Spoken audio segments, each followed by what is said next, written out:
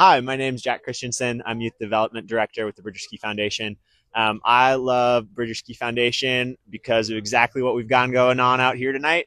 Kiddos, families, all ages, all abilities, all in one place, sharing the trails, sharing the community. It's an awesome group of people to be a part of.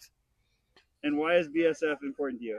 So I can learn how to do sports and other things. BFF team is important to me because I really like it. And why is BSF important to you?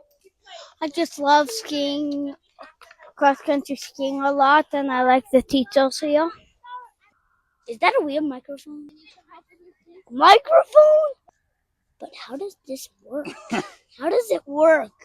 I love BSF because I get to go skiing. Okay, and why is BSF important to you? Because I love skiing. Anything else, or is that it? That's it. Okay, all right, nice job.